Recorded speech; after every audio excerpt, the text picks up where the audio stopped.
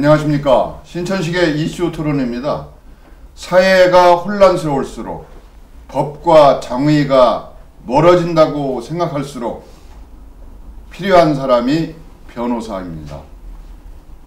변호사들이 하는 일, 변호사들의 사명과 역할에 대해서 이모저모 들여다보도록 하겠습니다. 오늘 나오신 분 소개하겠습니다. 자기소개가 원칙입니다. 말씀 주시죠. 예. 올해 초부터 대전지방 변호사 회장을 맡게 된 양병종 변호사입니다. 초대해 주셔서 감사합니다. 뭐 더 구체적으로? 예, 됐습니다. 네, 됐습니다. 네, 변호사님은 그 제조 경력이 있으시잖아요. 이제 제가 알기로는 검찰에서 예. 퇴임을 하시고 변호사로 활동하시는 걸로 알고 있는데 그 어떻습니까? 그 과거 경력이 잠깐 좀 소개 좀 해주시면. 즉 89년도에 검사로 인관 받아서 2008년도 2월에 그만두었기 때문에 약 19년 6개월 정도 검사 생활을 했습니다. 그리고 벌써 변호사가 된 지가 7년 정도 되네요.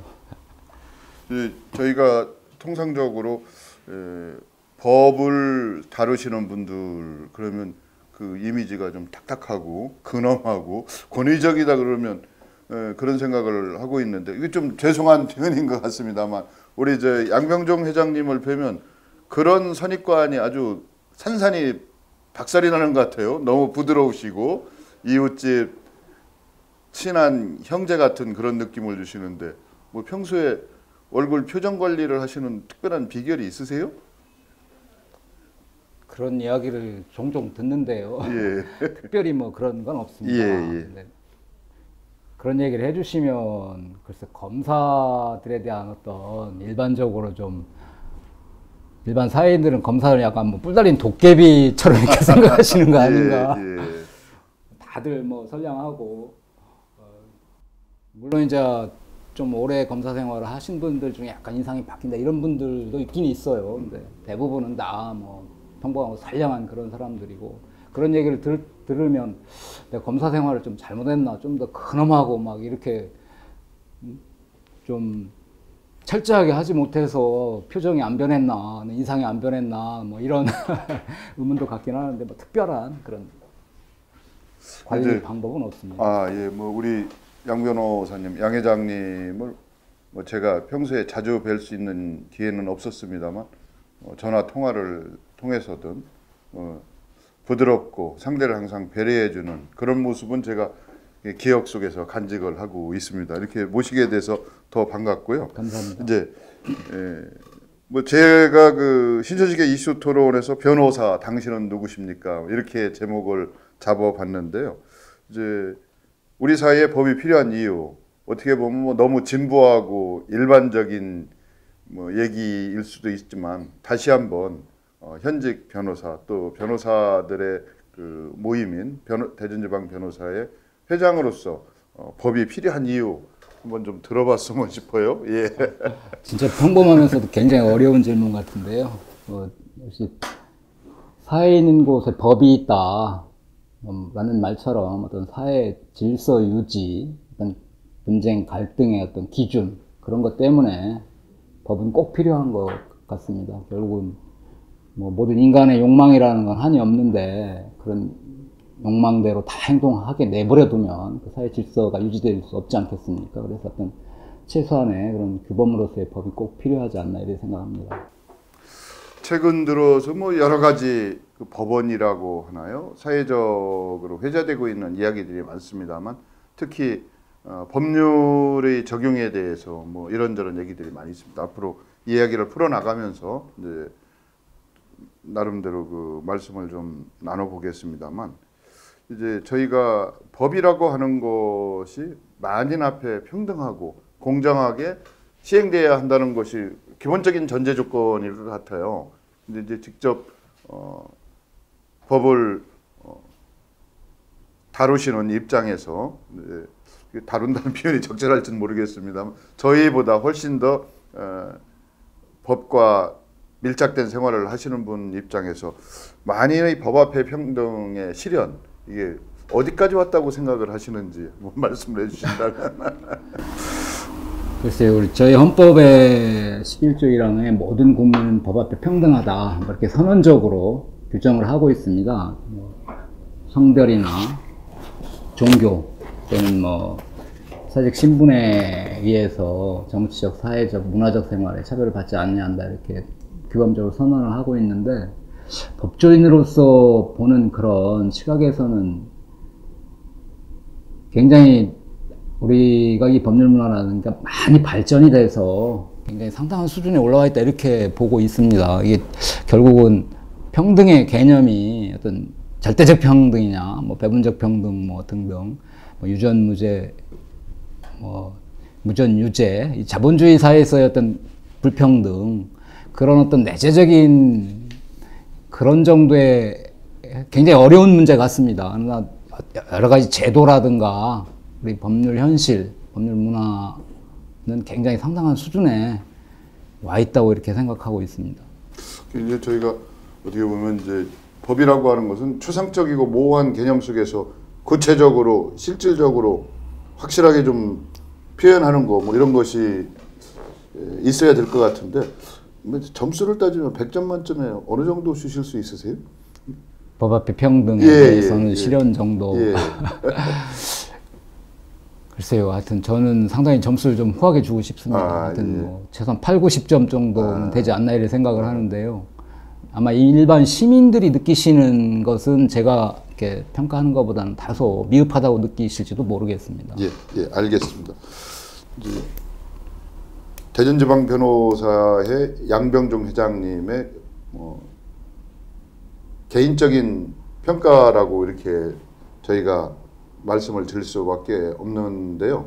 이제 일반인들이 느끼는 법 감정하고 조금 차이가 날 수도 있겠습니다만 80점에서 90점 상당히 이제 후한 점수를 주셨기 때문에 이제 앞으로도 그 저희 주제에 대해서 또 기대를 좀 해보겠습니다.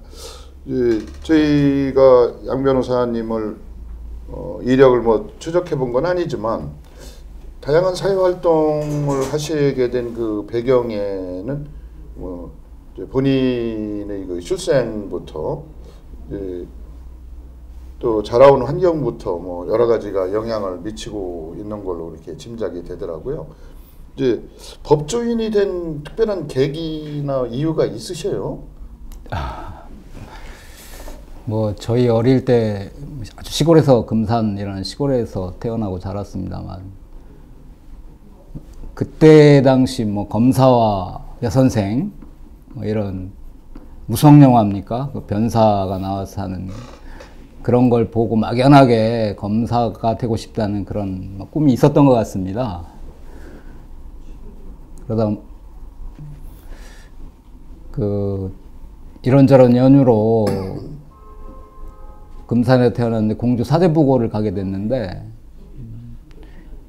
그때 그 어릴 때 꿈을 잠시 잊었던지 어쩐지 그때 당시 사회 분위기가 또 약간 군대가 굉장히 우대를 받고 뭐 또 가정이 어려운 사람들이 쉽게 공부하고 할 수 있는 그런 육군사관학교 같은데 꿈을 두었다고 그러가 도전을 하다가 건강상의 이유로 실패를 했어요. 이론 시험을 합격을 했는데 신체검사에서 결국은 탈락이 되고 다시 이제 어떤 진로를 고민하는 도중에 예전에 그런 어떤 그런 꿈 밑에 살아나서 하여튼 다시 법대를 가게 됐고 뭐 법대를 가기 전에 또 사연이 좀 있습니다만 자연히 그렇게 법대를 가다 보니까 또 사법시험을 했고 또 운이 좋게 합격을 해서 검사의 길을 갔고 또 지금의 변호사 활동을 하게 됐습니다. 그 검사와 여선생이라고 하는 한 편의 영화가 우리 저 양병종 회장님의 평생을 갈라놓게 되는 결정적인 어떤 계기가 됐구만요. 그래서 하여튼 뭐 어릴 때 그런 영화 같은 걸 보면 누구나 그런 소망을 가질 수 있다고 생각합니다. 그런데 저도 막연하게 그런 게 있다가 나중에 이제 다시 가슴속에서 살아나서 실현이 됐다고 할까. 그래서 세상 어릴 때 어떤 자기의 꿈이 참 중요하다 그런 생각을 좀 해봤습니다. 예.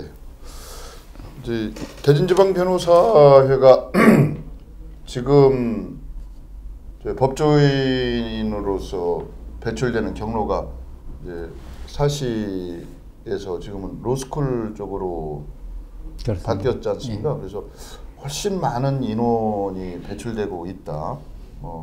변호사들도 이제는 먹고 살 길을 걱정해야 될 시대가 왔다. 뭐 이런 얘기도 하고 있는데 대전지방 변호사회도 그 규모 면에서 상당히 커졌죠. 그렇습니다. 예. 그래서 차제 변호사회 설립 목적이라든지 또 활동하고 있는 변호사들의 규모라든지 뭐 이런 부분을 말씀을 한번 해주시죠. 원래 변호사회는 변호사법에 의해서 설립된 법정 단체입니다. 변호사법에 의하면 그 변호사의 품위를 보존하고 변호사 사무의 개선 및 발전을 도모하고 또 변호사들의 지도 감독을 위해서 지방 법원 관할에 하나씩 그 지방 변호사회를 두도록 돼 있습니다. 이제 서울은 동부, 서부, 남부 여러 개 법원이 있습니다만 총괄해서 하나만 둘 수 있도록 돼 있고요. 결국은 지방 변호사회라는 것이 지방 변호사들의 활동을 보조하고 지방 변호사 회원들의 어떤 활동을 보존하고 어떻게 하면 더 좋은 법률 서비스를 제공할 수 있을까라는 뭐 연구도 하고 또 회원들의 지도 감독 관리 이런 걸 하기 위해서 생겨난 법정 단체입니다. 네, 저희 대전지방 변호사회가 그 1948년도에 독립을 하고 바로 그때는 청주까지 관할하는 회원이 약 10여 명 정도로 알고 있습니다. 출발을 했는데 지금은 말씀하셨듯이 그 공급이 급증을 해서 현재 저희 대전지방변호사회 소속 변호사가 오늘 오기 전에 파악한 바로는 410명입니다. 아, 그러세요. 적은 숫자가 아니네요. 기하급수적으로 지금 로스쿨이 도입되고 나서 엄청나게 인원이 지금 공급이 과잉되고 있는 그런 상태입니다. 그래서 상당히 걱정스러운 그런 현실입니다. 이제 변호사회에 소속된 회원 수가 많아진다는 것은 그만큼 변호사들이 그 활동 영역은 한정돼 있는데 뭐 자본주의 사회에서 변호사들도 당연히 그 수임을 해야 뭐 죄송한 표현이지만 생계 유지가 될 텐데 그런 부분에 있어서 문제가 좀 있을 수가 있고 또 저희가 아직 그 단계는 아닙니다만은 미국처럼 소송을 적극 권장하는 이런 사회로 가는 것이 아닌가 이런 우려도 많이 하고 있어요. 그래서 변호사들이 가지고 있는 여러 가지 그 사회적 우위상이라고 할까 이런 거에 비해서 이제 본연의 그 기대를 저버리는 변호사들의 일탈 행위 같은 것도 심심찮게 보도가 되고 있더라고요. 얼마 전에 무슨 뭐 검사와 그 벤츠 사건 뭐 이런 거부터 해서 뭐 그렇게 좋은 얘기는 아닙니다만은 이제 그런 부분에 있어서 자체적으로 그 변호사들이 자질이나 어떤 품위 유지를 위한 내부적인 규제 방안이라든지 뭐 이런 것이 마련돼 있죠. 하여튼 변호사법에 그런 어떤 일탈 행위를 하는 변호사에 대해서 징계를 하는 절차가 있고요. 아마 말씀하신 대로 인원수가 많이 늘고 어떤 사건 수임 같은데 애로가 있기 때문에 그런 어떤 행위들이 좀 늘 수 있지 않을까 하는 걱정도 있습니다. 뭐 다행스럽게 대전지방 변호사에는 아직 그런 큰 일탈이 있는 그런 사건은 없습니다. 이렇게 어려울수록 변호사들이 어떤 정도를 갈 수 있고 또 그렇게 함으로써 스스로의 어떤 우리 변호사로서의 어떤 정당성, 권위를 확보하기 위해서 최대한 그런 일이 없도록 그렇게 하도록 하겠습니다. 그리고 그 변호사회에서 윤리교육 같은 걸 의무적으로 받도록 되어 있습니다. 그런 교육을 받기도 하고 또 없어야 되겠지만 그런 어떤 일탈행위가 있으면 좀 엄하게 자기 가족을 보호한다라는 그런 차원이 아니라 엄하게 대응할 필요도 있다고 그렇게 생각을 하고 있습니다. 이제 대한변협에서는 그 법적 윤리 강화를 위한 변호사 징계 사례를 며칠 전에 발표를 했더라고요. 예, 저도 봤습니다. 이제, 중앙지에서 봤는데 이제 이거와 관련해서 뭐 대전지방 변호사회가 대한민국 변호사들을 뭐 대변한다고 볼 수도 있지 않겠습니까? 또 이제 지방 변호사회하고 역할은 따로따로죠. 각자 독립된 그렇습니다. 체계로 알고 있는데 그 어떤 형식입니까? 지부 뭐 이런 형태가 아니지 않습니까? 대전지방 변호사회는 그야말로 대전지방 법원 관할 내에서 활동하는 변호사들의 어떤 모임, 독립된 네, 그렇습니다. 독립된 모임이죠? 법인으로서의 모임이고 예. 대한변호사협회는 그 각 지방 변호사회가 합친 그래서 지방 변호사회고 대한 변호사협회입니다. 예. 회가 합쳐진 그런 예. 모임이다라고 그 약간 좀 일종의 따지면 무슨 조합 형태인가요? 그렇습니다. 예. 각자가 대표하는 거고. 그러니까 각 지방 변호사회의 연합체고 예. 그 연합체의 대표가 이제 대한 변호사협회장이신데 사실 지방 변호사회장한테는 징계권이 없습니다. 징계위원회는 대한 변호사협회 있고 예. 또 거기에 이의를 제기하면 법무부에 설치된 징계위원회에서 다시 한번 그 이의 절차를 할 수 있게 돼 있지 지방 변호사 회장한테는 징계권이 없습니다. 별도로 없고 다만 그런 행위가 징계 사유가 발견됐을 때 징계를 요구할 수 있도록 그렇게 돼 있습니다. 이제 변호사들이 가지고 있는 그 영향력, 구체적으로는 변호사는 세무사나 변리사의 역할까지 다 하실 수가 있는 거 아닙니까? 그리고 변호사 아닌 다른 사람이 타인을 위해서 뭔가 변호사가 하는 역할을 우리 전통적인 그 개념 상식범위 내에서 한다고 해도 변호사법 위반 아닙니까? 그렇습니다. 이게 상당히 포괄적인 것 같아요. 변호사법 위반이라고 하는 게.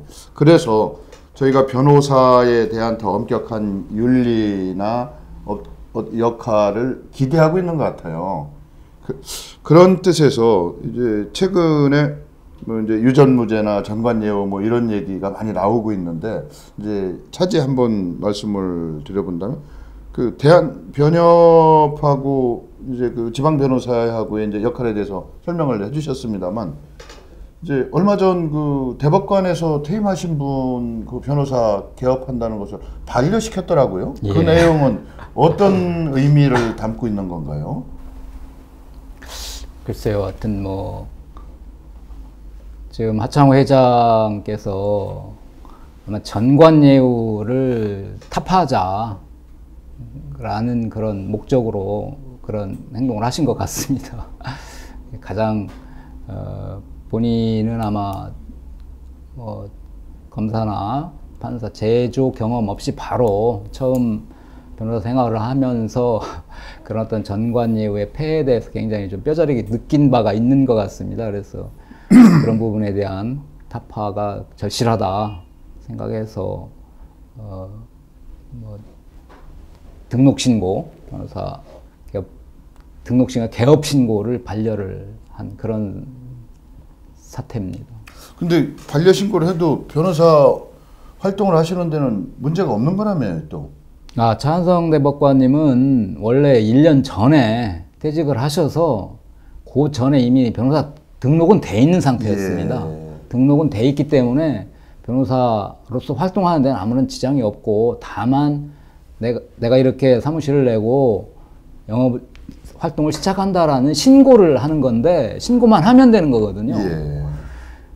그게 사실상 현실적으로는 그걸 거부하거나 할 수 있는 법률적인 근거 규정이 없는데 뭐 반려를 했고 그래서 또 서울지방변호사하고 약간 견해가 다른 아마 그 절차가 서울지방변호사회를 통해서 모든 게 지방변호사를 통해서 대한변협으로 가게 돼 있는데 대한변협에서 반려를 해달라고 서울지방변호사회로 옮겼는데 법률적인 규정이 없다고 해서 반려하지 못하겠다. 라고 해서 다시 대한변협으로 보냈고 대한변협에서 이를 뭐 우송한 것으로 저는 보도를 통해서 알고 있습니다만 법률적으로는 약간 전 개인적으로 문제가 있다고 생각을 하고 있습니다. 그 이제 사실 이제 우리 양 회장님도 따지면 전관이시지 않습니까? 뭐 제주 경제 예. 경력이 있으신 분들을 전부 전관 뭐 이렇게 저희가 일률적으로 호칭을 할 수가 있겠는데요. 이게 전관예우 그게 뭐가 문제가 되는 건가요? 글쎄 저는 전관예우에 대해서 사실은 예전하고 많이 뭐 예전에는 좀 있었다 뭐 없었다라는 논란이 있을 수 있으면 지금은 저는 전관예우라는 건 없다 이렇게 생각을 합니다. 개인적으로는. 다만 전관예우가 의뢰인들이 하는 거거든요. 우리나라 이게 어떤 전관예우라는 것은 지금 일반인들이 생각하기에는 전관 출신의 변호사가 선임돼서 어떤 사건을 처리하면 제주의 검사나 판사들이 특별한 대우를 해준다. 이런 것을 전관예우라고 생각을 하는데 사실상 어떤 특정 변호사가 선임됐다고 해서 판사나 검사들이 어떤 사건의 원칙을 저버리고 달리 흙을 백으로, 백을 흙으로 이렇게 판단하지는 절대 않습니다. 저는 개인적으로 전관예우는 우리 사회에 만연되어 있는 어떤 연고주의 내지는 그런 것이 바탕이 돼서 그런 걸 기대하고 전관 출신 변호사를 찾아오는 의뢰인들이 전관예우를 해주는 것이지 전관 변호사라고 판사나 검사들이 원칙에 따라서 원칙에 어긋나서 재판을 하거나 사건 처리를 하지는 않지요. 다만 물론 그런 전관들이 오래된 그런 어떤 경험이나 그런 것에 기초를 해서 사건의 처리에 대한 어떤 의견 개진이라든가 어떤 변론 활동을 적극적으로 잘해서 그런 효과가 있을 수는 있겠습니다. 그렇지만 전관 변호사가 선임됐다고 해서 사건이 왜곡되거나 달리 처분될 수는 없죠. 판사나 검사가 그런 걸 고려하면서 사건 처리하지 않는다고 저는 확신하고 있습니다. 근데 이게 사실 소송 의뢰인이라고 해야 되나요? 그분들의 입장에서는 절실하거든요. 그렇습니다. 예, 그러다 보니까 이제 지금 연구주의를 말씀하셨는데 학연이라든지 지연이라든지 뭐 하여튼 뭐든지 이것이 통할 것이다라고 생각하면 이제 그런 분들을 찾을 수밖에 없는데 이제 사회적인 하나의 관행이랄까 통념 속에 포함될 수도 있고 또 실제로 전관에 대해서 아무래도 다른 사람보다 같이 근무를 했다든지 뭐 한솥밥을 먹던 사람들에 대해서 팔이 안으로 굽는 것은 인지상정 아닐까 싶기도 해요. 물론 법이라고 하는 것이 엄격한 잣대이긴 하지만 재량권의 범위 내에서라든지 뭐 이런 것은 있을 수 있지 않을까. 뭐 그걸 또 너무 기대하는 것은 문제가 있습니다만. 근데 이제 지금 전관예우 문제 중에서 아까 이어서 이제 대법관 퇴임하신 분은 도장 하나 찍는데 뭐 3천만 원이다, 5천만 원이다 이런 얘기를 언론에서 공공연하게 얘기를 하고 있으니까 그래서 한번 대법관을 마치시면 그분이 뭐 몇십억에서 뭐 큰 뭐 100억 수임료를 보장받을 수 있다 뭐 이런 식으로 얘기가 나오니까 아무래도 저희가 전관예우에 대해서 예민하게 반응할 수밖에 없지 않을까 이런 생각이죠. 예, 물론 말씀하신 대로 뭐 같이 오래 근무한 그런 인연이 있는 변호사가 오면 조금 더 뭐랄까 긍정적인 자기 어떤 재량권의 범위 내에서 해주고 싶은 그런 마음이 있을 수 있는 게 인지상정이겠죠. 근데 그런 정도라면 그런 정도가 용인돼야 된다 뭐 이런 건 아니지만 크게 어떤 법의 원칙에 어긋나지 않는 범위 내에서의 당연히 그렇겠죠. 범위 내에서의 그런 어떤 처분이고 결정입니다. 지금 뭐 말씀하신 대로 그 대법관 뭐 도장 하나 찍어서 지금 아마 하창우 회장께서 올린 내용 알고 계시죠? 저 못 봤습니다. 그 참 굉장히 민감한 이건 순전히 회장으로서의 개인 의견으로 말씀을 드리면 하창우 회장께서 그걸 SNS에 올리셨다는 내용이 어떤 거냐면 아마 그 경력이 뭐 어떤 법적 경력, 제조 경력이 없는 여성 변호사가 의뢰인으로부터 대법원에 계속 중인 그런 사건을 수임을 해서 의견서라든가 이런 실질적인 변호를 활동은 본인이 다 하는데 의뢰인의 요구로, 의뢰인의 부탁으로 모 대법관의 도장을 받아서 같이 이름을 넣어달라 하면서 본인은 2천만 원을 받고 뭐 대법관은 5천만 원을 받아서 대법관은 3천만 원을 줬다. 근데 결론이 원하는 대로 되지 않아서 의뢰인으로부터 수임료에 반환 요구를 받았는데 대법관한테 드린 돈을 내가 어떻게 반환을 요구하겠느냐. 그래서 결국은 뭐 대출을 받아서 다 본인이 부담을 했다 그러면서 그런 어떤 사정을 호소한 일이 있다. 그런 폐해라고 이렇게 지적한 그런 내용입니다.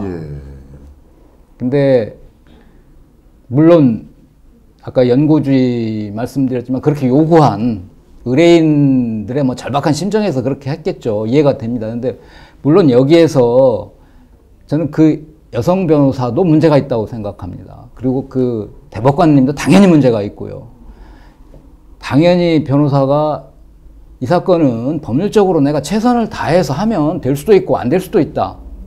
그런 어떤 의뢰인한테 그렇게 설명을 하고 이게 대법관에 도장이 들어간다고 해서 사건 결론이 달라질 수 있는 거 아니다. 법률적인 그런 어떤 게 판단된다라고 설득을 하고 그렇게 해도 나한테 맡기면 내가 하겠다. 참 쉬운 일은 아닙니다만 그렇게 하고 사건을 처리했어야 된다고 생각을 하고요. 또 대법관 입장에서도 그런 요구가 왔으면 그건 아니다 라고 거절을 하고 그런 형식의 사건 수임을 하지 않았어야 된다고 생각을 합니다. 이렇게 대법관 그 사건 수임하는 행태가 문제지 대법관의 경력이 있다고 해서 변호사 개업을 지금 뭐 다른 활동을 할 수 있는 어떤 그런 출구가 확보된 것도 아니거든요. 그런 상황에서 아예 그걸 봉쇄하는 건 좀 문제가 있다고 생각을 하고 다만 그런 분들이 그렇게 수임 활동을 하거나 변호사 활동을 하는 도장 하나 찍어주고 뭐 그에게 수임료를 받는 그런 건 대단히 문제라고 생각하고 아마 그게 굉장히 오래된 일일 것으로 생각합니다. 아마 지금은 그런 형태의 그런 행태가 거의 없다고 저는 그렇게 알고 있습니다. 뭐 이제 전관예우 얘기를 저희가 심각하게 생각하고 심각하게 받아들이는 이유 중에 하나는 실제 그런 사례가 있을 것이라고 믿고 있는 국민들이 많다는 거죠. 그래서 이제 그러한 통념이든 관행이든 이런 것으로 어느 정도 굳혀져 있다가 하면 개인적인 용기나 소신으로 그걸 타파하기는 참 어려울 수밖에 없지 않습니까?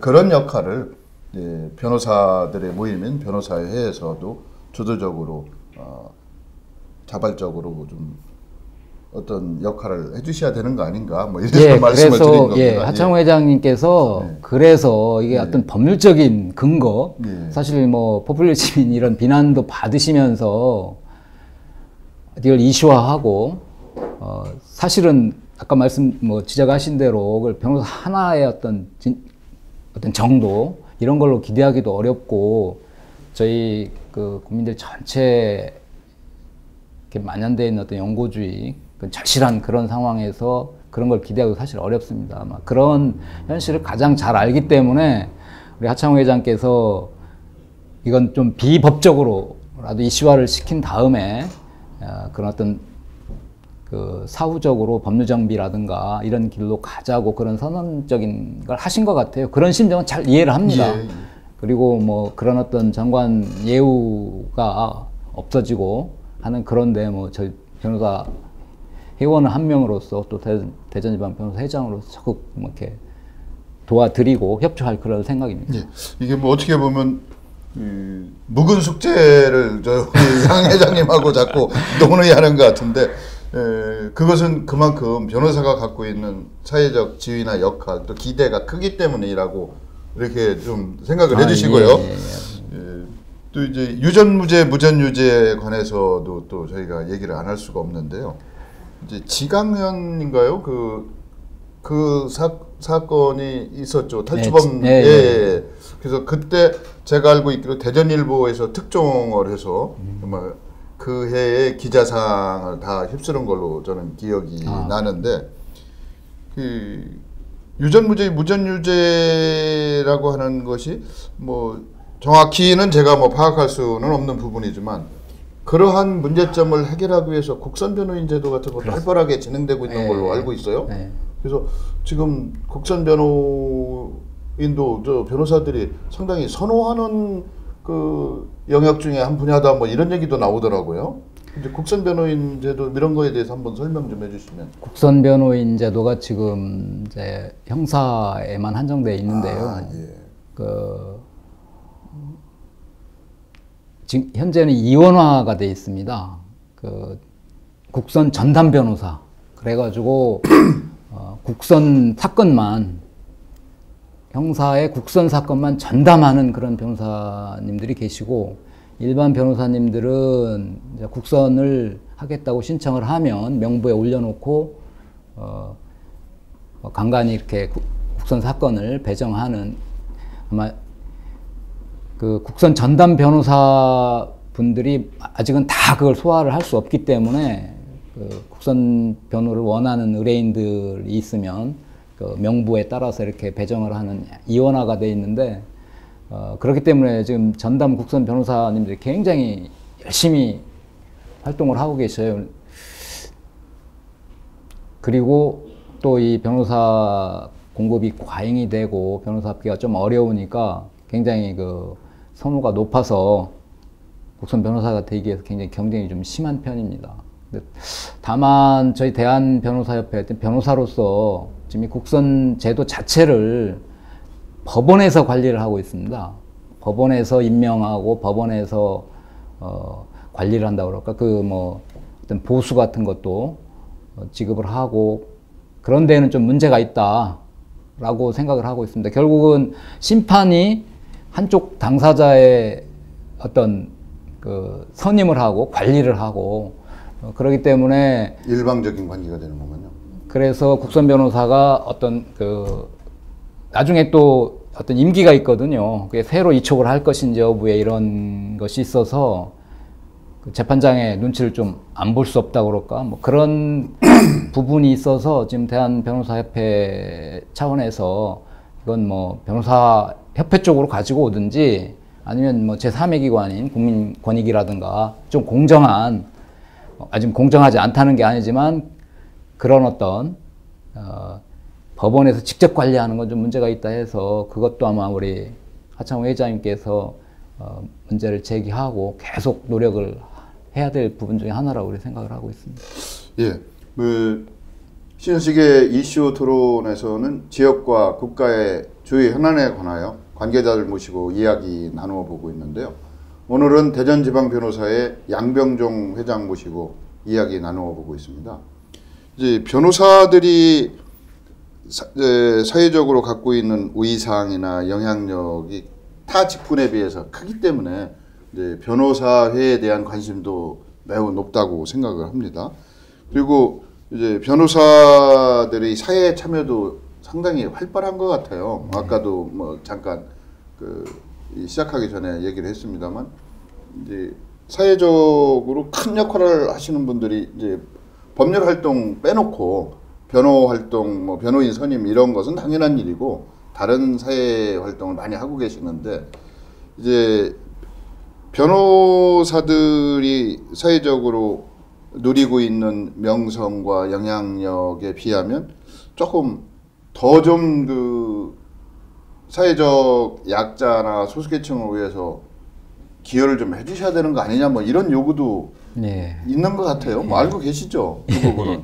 그래서 그 부분을 소외계층을 위한 어떤 법률 구조라든지 그분들을 지원하는 방안 같은 게 구체적으로 뭐가 좀 있으면 한번 설명 좀 해주시면.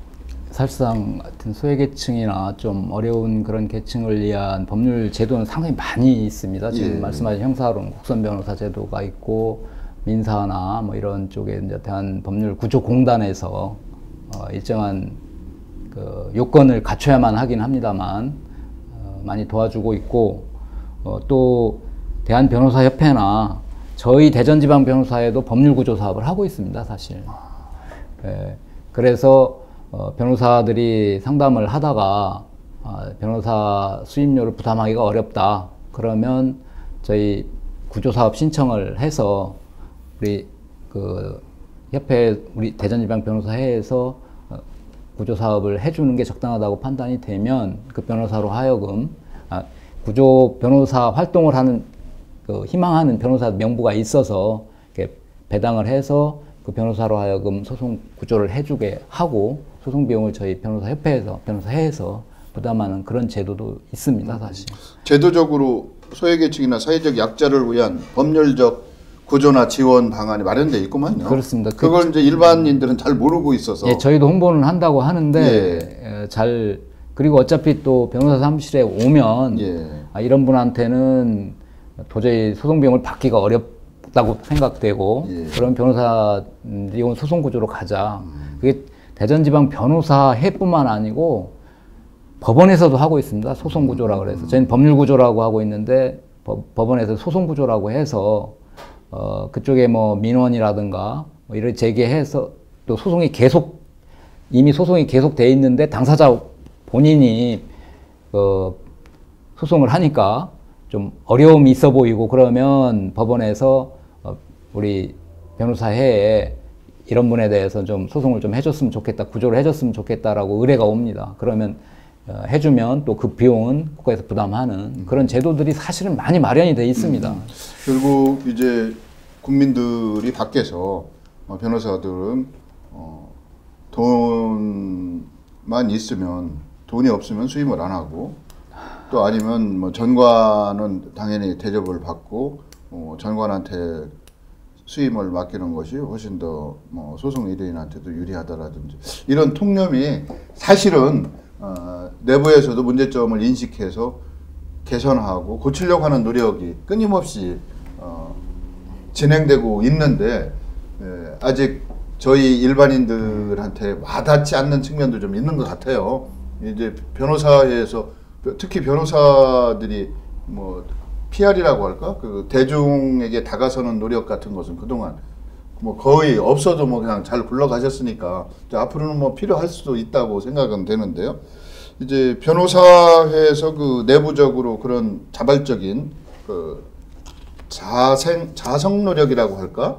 뭐 이런 것이 이제 충분히 저는 제도적으로 절차적으로 보장이 되고 있다. 이제 우리가 체감을 못할 따름이지 뭐 이렇게 생각을 하고 이제 외부로 보면 이제 변호사에서 법관 평가를 하고 계시잖아요. 지금 그 발표도 되고 있는 걸로 알고 있는데 이게 이제 법관 평가라고 하는 것이 일반인들이 생각하면 이제 꿈 같은 얘기거든요. 이게 사실 그래서 그 목적이나 또 성과, 향후 추진 계획 이런 걸 한번 간단히 설명 좀 해주시면 어떨까요? 예.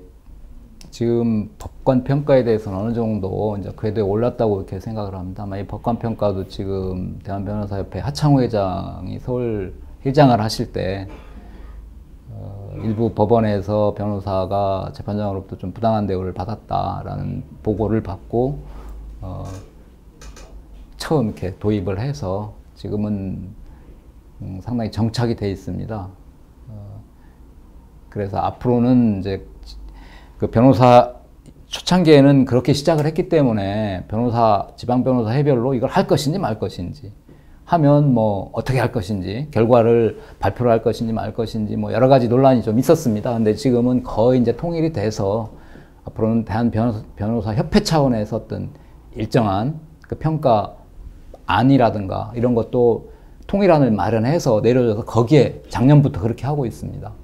다만 지방 변호사 회 차원에서 조금 다른 게 뭐 발표의 정도로 어디까지 할 것인지 뭐 직접 본인한테 이걸 지금 저희는 이제 평가 결과를 법원장님하고 대법원하고 뭐 이렇게만 전달해 드리고 그러는데 그리고 뭐 우수법관에 대해서만 약간 보도 자료를 내는 그런 정도인데 지금 인사이익을 반영을 하는지 안 하는지도 명확하지 않고 또 사실 법원장님이 당사자한테 이걸 통보를 해서 해주는 이런 것도 사실은 저희가 알 수가 없습니다. 그래서 추측은 가나 알 수는 없죠. 그런데 그래서 이걸 뭐 직접 당사자한테 우송을 하자. 특히 뭐 약간 좀 문제가 있다고 평가받는 법관에 대해서는 직접 본인이 받아볼 수 있게 하자. 뭐 이런 의견도 나오곤 했습니다만 아직 그거에 대해서 명확한 규정은 기준은 없고 대한변호사협회에서 그런 전체적인 기준을 마련해서 앞으로 더 좀 발전시켜 가기로, 그렇게 되면 또 법원에서도 이 평가 결과를 무시할 수 없을 것으로 인사에도 반영을 하지 않을까 뭐 이렇게 생각을 하고 있습니다. 이제 반말하는 판사 뭐 이런 얘기해가지고 언론에도 보도가 되고 뭐 이랬던 것 같은데 이제 뭐 그런 부분도 아무래도 영향을 미치겠죠. 예, 뭐 법관 평가가 꼭 그런 어떤 효과를 가져왔다고 뭐 이야기하기는 어렵습니다만 긍정적인 효과도 있었고요. 예. 또 전체적인 사회적인 분위기가 사실 뭐 알게 모르게 사실 촬영 같은 게 금지돼 있습니다. 뭐 연합교사 핸드폰 기능 이런 것 때문에 뭐 녹음이라든가 의뢰인들도 그런 것들을 외부에 유출시킬 수 있고 하기 때문에 또 뭐 계속 법원에서도 그런 노력들을 하고 해서 굉장히 많이 좋아졌습니다. 뭐 저는 뭐 법조인들을 많이 알지는 못합니다만은 제가 알고 있는 범위 안에서 판사라든지 검사 또 변호사분들도 훌륭한 인성을 갖고 계신 분들이 사실은 많으셔요. 그렇습니다. 예, 이제 그분들이 대부분이 그런데요. 예, 어떻게 보면 도매금으로 좀 예, 이렇게 넘어가는 부분도 있지 않나. 대부분 그러나 훌륭하시죠. 또 예, 현실적으로 보면 문제가 있는 분들은 또 부각이 되고 이렇게 회자가 되다 보니까 마치 전체가 그런 거 아니냐 이렇게 오해받을 소지는 분명히 있다. 뭐 이렇게 생각을 하고 또 그것은 그만큼 법조인, 뭐 변호사를 포함해서 판사, 검사 이런 분들이 사회적으로 선망받는 그런 직업이고 또 존경까지 기대를 하는 사회적인 그 인식이 있기 때문에 그런 거다. 뭐 어느 정도는 좀 감수하셔야 되지 않을까 뭐 싶기도 해요. 그래서 보면 이제 우리 양 회장님은 이제 제조에서 한 20년, 19년 6개월이니까 20년 또 변호사로서 한 7년, 근 한 30여 년 활동을 하셨는데 이제 죄송하지만 본인을 위해서라든지 가족을 위해서 시간을 좀 일주일에 몇 시간 정도 내주셔요? 며칠을 내시냐고 여쭤보려다가 사실 참 잘 많이 못 내고 있습니다. 예. 글쎄요, 시간으로 이렇게 산정하기는 어려운데 지금은 제가 뭐 자녀가 늦어서 고2 딸 쌍둥이인데 오히려 이제 한참 뭐 입시 뭐 해가지고 제가 놀아달라고 해도 놀아줄 시간이 없는 그런 상황이긴 한데요. 그래서 아침에 꼭 데려다주고 그러면서 좀 나중에 홀대받지 않을 그런 대비를 하고 있습니다. 근데 아니 등교 시간이 빠를 텐데 그 시간에 요새 태워다 주세요? 7시 50분 정도까지 가더라고요. 그 가능한 방과 후에도 데리고 오고 싶은데 뭐 야간 자율학습을 하면 10시쯤에 파하는데 이런저런 약속 때문에 자주 데려오지는 못합니다. 그런 정도 역할이라도 열심히 해서 나중에 뭐 우리 집에서 뭐 하는지 모르는 사람, 뭐 필요 없는 사람 뭐 해서 아빠가 지목되지 않기를 이게 최소한의 노력을 하고 있습니다. 뭐 노력을 아주 대단하게 하고 계신 것 절실하게 같은데. 하고 있습니다. 예, 예. 죄송하지만 그 주량은 어느 정도나 되세요? 주량 한 소주 한 병 반 정도요. 뭐 적은 주량도 아니신데 많이 드시는 편은 아니네요. 예. 이제 변호사 활동을 하시다가 특히 뭐 법조계 경력이 있으면 우리 사회에서는 엘리트로 다들 인정을 해주고 있거든요. 그러니까 다른 분야로 예를 들면 정치인으로서 또 새롭게 출발을 하시는 경우도 많이 있더라고요. 우리 이제 양 회장님은 다른 꿈이 뭐 좀 없으세요? 저는 뭐 DNA가 정치하고는 전혀 안 맞는 것 같습니다. 그래서 사실 지금 하는 이런 변호사로서의 활동하고 뭐 변호사로서 사실 검사로서 오래 했고 또 변호사로서 어떤 의미에서는 뭐 나라와 사회로부터 많은 걸 받았다고 생각을 하고 있기 때문에 좀 이렇게 받은 것을 되돌릴 수 있는 그런 봉사활동 같은 걸 좀 하고 싶어요. 근데 솔직히 조직 생활만 하고 그런 어떤 방법을 잘 모르고 그래서 그런데 이제 변호사 회장 활동하면서 이런저런 다른 분야의 활동들도 좀 배우고 그렇게 해서 그런 활동을 하고 싶지 뭐 정치 같은 거에 대해서는 조금 맞지는 않는 것 같습니다. 예, 이제 변호사 아까 이제 말씀을 드렸는데 일반인들이 남을 위해서 뭔가 주선을 하고 도움이 되도록 한다고 하면 변호사법 위반이라고 하는 그 변호사 이외에 다른 사람이 하는 것은 전부 변호사법 위반이 되는데 이제 변호사가 지금 세무사나 변리사 자격증을 부여를 해주지 않습니까? 예. 그게 그런 부분에 대한 그 문제 제기가 내부에서도 있었던 것 같아요. 그래서 최근에 그 세무사 변리사 자격 부여 및 폐지 법안이 이제 국회에서 발의돼서 뭐 어디까지 갔는지는 제가 잘 모르겠습니다만 이게 지금 진행이 되고 있는 것 같은데 예. 그 변호사회 회장으로서 이런 그 추세에 대한 그 생각은 어떤 생각을 갖고 계신지 한번 말씀해 주시면. 글쎄 깊게 생각을 못 해봤는데요. 예. 아마 이게 세무사나 변리사 제도가 원래는 변호사의 뿌리에서 나온 것 같습니다. 그래서 변호사는 전체적으로 포괄적으로 모든 법률 사무를 취급할 수 있게 이렇게 돼 있는데 어떤 좀 특정 지역에 어떤 전문성을 필요로 하는 사람들에 대해서 일종의 불화를 해줬다고 그럴까? 그런 상황인데 이제 그 세무사나 그러니까 변리사가 큰 덩어리에서 그렇습니다. 세무사 변리사가 떨어져 나간 거다. 예, 예. 뭐 이런 말씀이신가요? 예.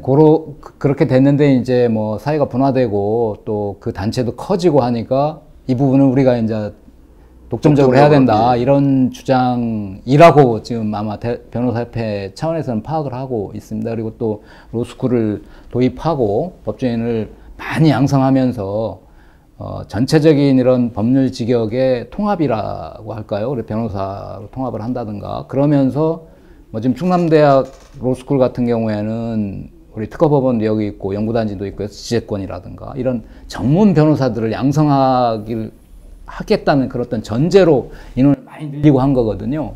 그런 어떤 배경을 봤을 때 이걸 바로 폐지를 하고 하는 게 맞는지 좀 그런 의문을 갖고 있습니다. 다만 사회가 자꾸 분화가 되고 더 전문적인 그런 지식이 필요해지는 그런 사회에 있어서 뭐 그쪽의 이야기도 좀 들어보고 서로 이해 관계가 있는 우리 변호사들도 해서 어떤 합의점을 찾아 보아야 하는 그런 부분이 아닌가 이래 생각을 당장 논의는 필요하다. 뭐 예, 이렇게 예. 생각하시는. 예. 예, 알겠습니다.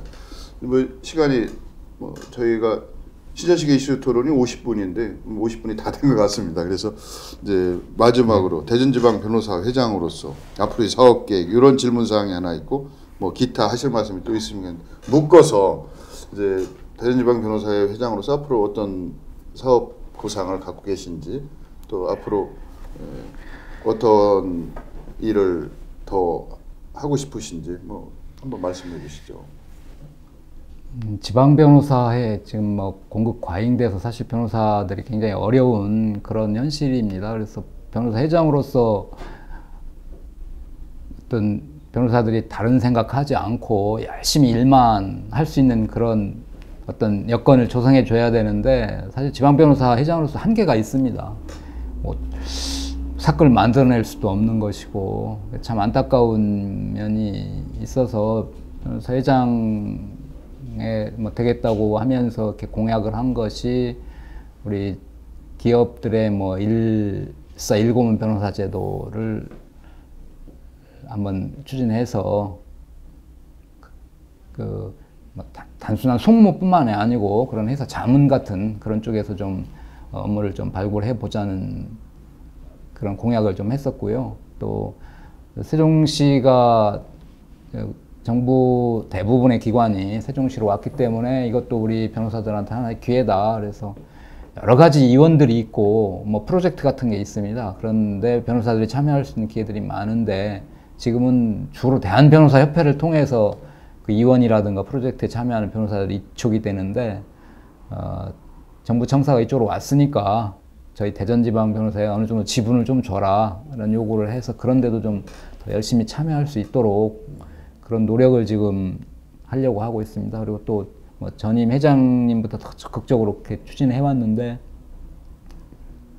저희가 진짜 좀 시민 속으로 좀 들어가서 변호사의 활동을, 봉사활동, 뭐 작년에는 전임 회장님부터 아름다운 가게 뭐 활동이라든가 김장 뭐 봉사활동 같은 거, 그런 단순히 법률 어떤 자문이 아니라 몸으로 부대껴서 할 수 있는 그런 봉사활동도 좀 해서 시민 속으로 좀 이렇게 시민들로부터 좀 이렇게 뭐라 그럴까, 호응과 지지. 예. 그런 어떤 변호사회로 이렇게 끌어가고 싶은 마음입니다. 사실 변호사들이 굉장히 많이 어려운데 뭐 예전에는 그런 뭐 변호사들 아까 얼핏 말씀하셨습니다만 수임료 없으면 뭐 선임 안 한다, 뭐 돈만 안다, 뭐 이런 평가들도 없지 않아 있는 것으로 아는데 절대 그렇지 않으니까 따뜻한 그런 시선으로 우리 변호사들을 봐주시고, 또 진짜 법률적으로 어려운 그런 일이 있을 때 뭐 어느 변호사님도 좋습니다만 가서 상담을 하시면 아까 말씀드린 구조, 그런 여러 가지 제도가 있으니까 잘 활용할 수가 있다고 생각합니다. 사실 그런 문제들이 처음에 딱 문제가 됐을 때 자격이 있고 실력 있는 변호사한테 상담을 하면 쉽게 해결될 일들도 이웃 사람들한테 묻든가 주변에 뭐 속칭 브로커라는 사람들 굉장히 사건이 왜곡되고 뒤틀어져서 오면 해결할 길이 없는 경우가 상당히 있습니다. 그런 점이 좀 아쉬운데 일단 변호사 사무실로, 법률적인 문제가 생겼으면 일단 변호사 사무실로 찾아오셔서 상담을 해주시면 좋겠다는 그런 생각입니다. 예. 신천식의 이슈 토론에서는 오늘 법과 정의의 수호자로 상징되는 변호사 세계에 대해서 알아보고 변호사들의 애환에 대해서도 얘기하는 그런 시간을 마련했습니다. 오늘 대전지방 변호사의 양병종 회장 모시고 이모저모 얘기 나눠보았습니다. 신천식의 이슈 토론 이만 마치겠습니다. 고맙습니다.